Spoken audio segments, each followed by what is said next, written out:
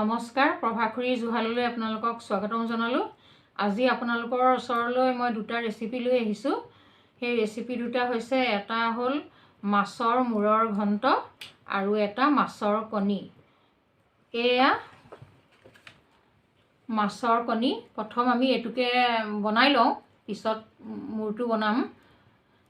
আৰু তাৰ লগত বিশেষ একো নাই, এই কেঁচা জলকীয়া 4টা লৈছোঁ, ধনিয়া কেইডালমান আৰু নহৰু আদাৰ পেষ্ট অকণমান। সেয়া সৈতে মই এতিয়া বনাম, চাই থাকিবচোন আপোনালোকে। এতিয়া আমি প্ৰথমতে মাছৰ কণীখিনি পাতত দিম বুলি ভাবিছোঁ। এই কলপাত দুখন এয়া ধুই আনিছোঁ ধুনীয়াকৈ। এতিয়া সেকিব লাগিব, অকণমান লেৰেলিলেহে মেৰিয়াব পাৰিম। সেইকাৰণে এয়া অকণমান জুইত সেকি লৈছোঁ, লেৰেলি লওক পাতখন।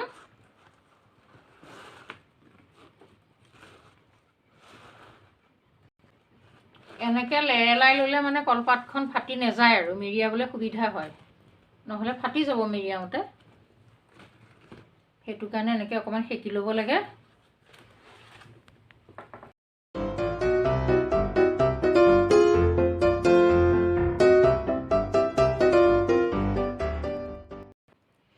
এতিয়া আৰম্ভ কৰোঁ আৰু কণীখিনি বনাবলৈ।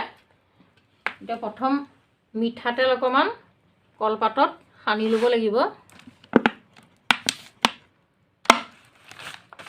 মিঠাতেল অকণ কলপাতত সানি ল'ব লাগিব এতিয়া। তাৰপিছত কণীখিনি ধুই থোৱাই আছে, ধুনীয়াকৈ ধুই থৈছোঁ।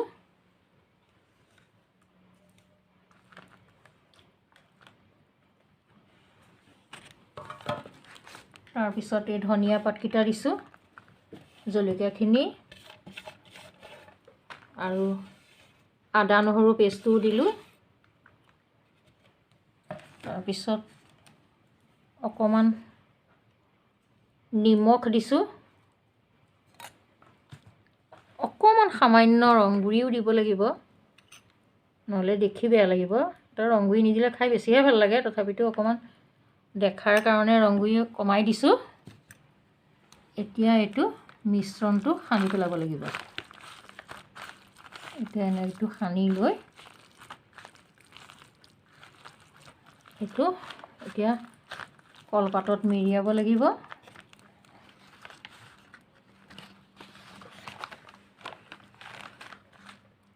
আপোনালোকে মন গ'লে এনেকৈ খাবলৈ এনেকৈ শিকি লওক নিয়মটো। কলপাতখন লেৰেলাই লৈ এনেকৈ মই কৰা ধৰণে এনেকৈ লৈ মিশ্ৰণটো লাহে লাহে মেৰিয়াই এনেকৈ আনিব। তাৰপিছত এইটো এনেকৈ দি এইডাল ৰছী থৈ দিছোঁ, কলপাতৰে কল থৰুৱা, এনেকৈ বান্ধি দিব। এইটো আমাৰ থলুৱা খাদ্য, বৰ ভাল লাগে এনেকৈ খাই পেলাই। ভাজিলে তেল মছলা দি খালে অকণ পেটৰ অসুখো হ'ব পাৰে, এনেকৈ খায়ো ভাল লাগে আৰু আপোনাৰ খোৱাৰো উপকাৰ। তেল মছলা নোহোৱাকৈ এনেকৈ খাব পাৰিলে ভাল শৰীৰৰ কাৰণে। এইটো এতিয়া বান্ধি ল'লোঁ। এতিয়া জুইৰ কাষত এয়া সেকিব লাগিব। আৰু লাহে লাহে মই দ্বিতীয় আইটেমৰ কাৰণেও এতিয়া যোগাৰ কৰি থাকোঁ। ছাইডত এইখিনি থৈ দিলোঁ, এয়া সিজি থাকিব লাহে লাহে। এতিয়া মাছৰ কণীখিনি সেকি আছোঁ জুইত লাহে লাহে।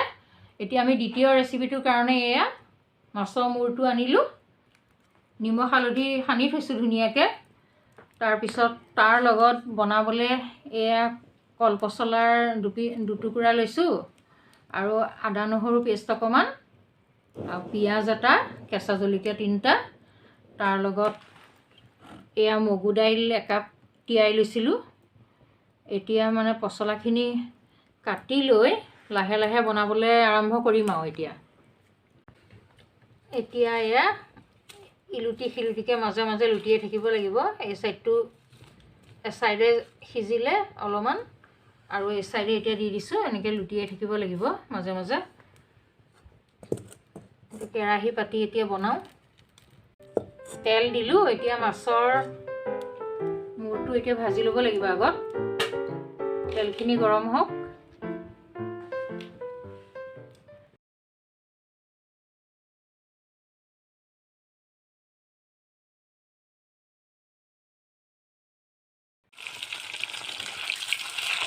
বেয়া ভাজিব নালাগে, অকণমান আধা ভজাকৈ ৰাখিব লাগিব।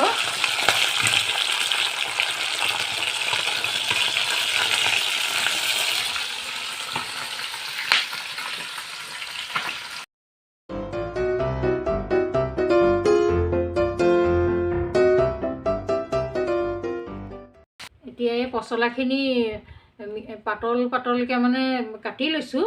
কাটি লোৱাৰ পিছত পিঁয়াজ জলকীয়াখিনি কুটি ল'লোঁ। এই আদা নহৰু পেষ্টটো আছে। এতিয়া প্ৰথম পিঁয়াজ আৰু জলকীয়াৰ কুটাখিনি দি লৈছোঁ।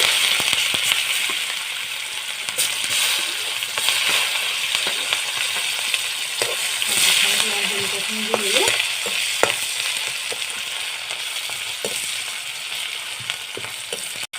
পিঁয়াজ নহৰু এইবিলাক মছলাখিনিতে ৰংচোৱা হ'ল। এতিয়া হালধি গুড়া অলপ দিম। হালধি গুড়া এতিয়া দি লোৱাৰ পিছতহে এতিয়া এই পচলাখিনি দি দিছোঁ। এতিয়া আৰু পচলাখিনি দি দিলোঁ।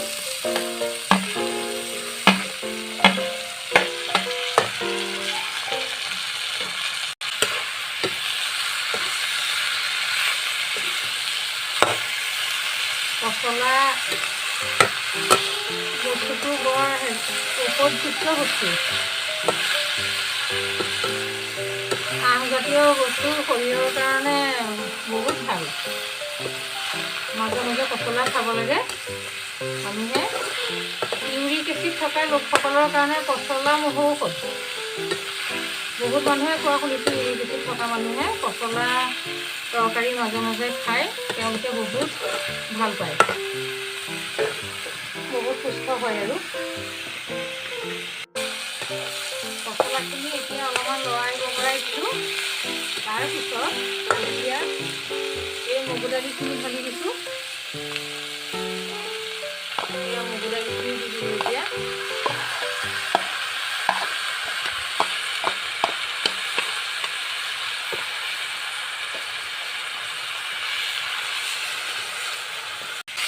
এয়া পচলাখিনি এতিয়া কেৰাহীত লাগি গৈছে। এতিয়া পানী দিব পৰা হ'লোঁ। আৰু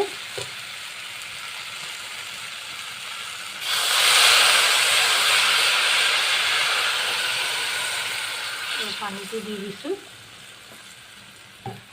তাৰপিছত এতিয়া পানীৰ অনুপাতত এতিয়া নিমখ দি দিম।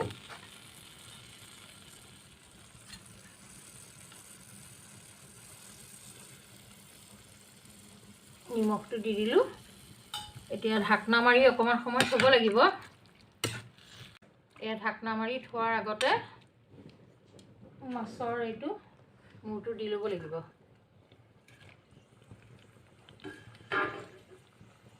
এতিয়া সিজি থাকিব আৰু দুইটা বস্তু, পচলাও সিজিব, এইটোও সিজিব। এতিয়া ঢাকনা মাৰি থৈ দিম। আৰু এইটো লুটিয়াই থাকিব লাগিব মাজে মাজে। এই মাছৰ মূৰটো এয়া ভাঙি দিলোঁ আৰু ইয়াত মিলাই দিলোঁ। পচলাৰ লগত মিলি গ'ল।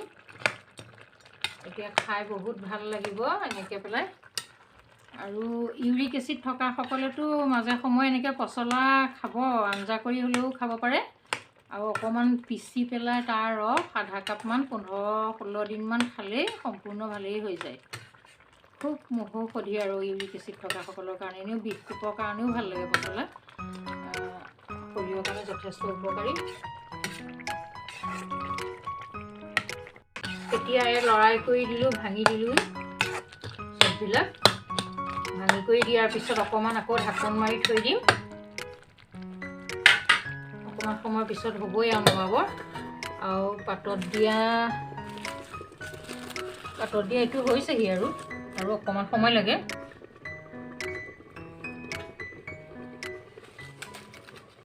এইটো 15 মিনিটমান ঢাকোন মাৰি থ'লোঁ। এতিয়া হ'ল কিজানি আৰু হৈ গ'ল। পানীটো শুকালে হৈ গ'ল, সিজিও গ'ল, নমাবৰ হৈ গ'ল। নমাই দিওঁ আৰু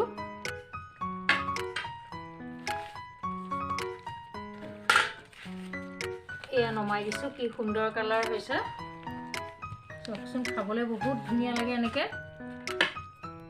বহুত ভাল লাগে খাবলৈ আপোনালোকে এনেকৈ বনাই কৰি কোনোবা দিনা খাব বহুত ভাল লাগে খাই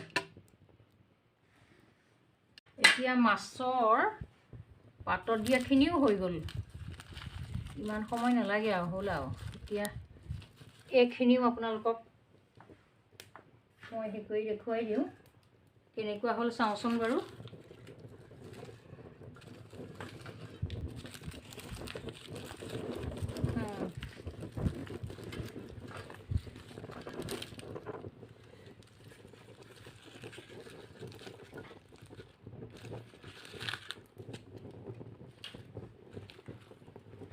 এয়া ছাইখিনি চাফা কৰি ল'ব লাগিব কলপাতৰ ছাই পৰিছে অলপমান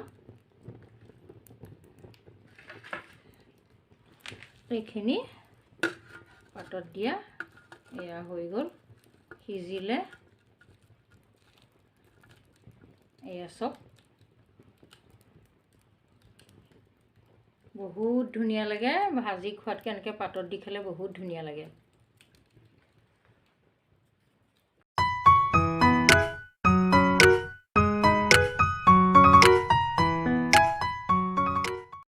আজি মোৰ ৰেচিপিকেইটা যদি আপোনালোকে ভাল পালে চাই তেনেহ'লে মোৰ চেনেলটো ছাবস্ক্ৰাইব কৰিব ধন্যবাদ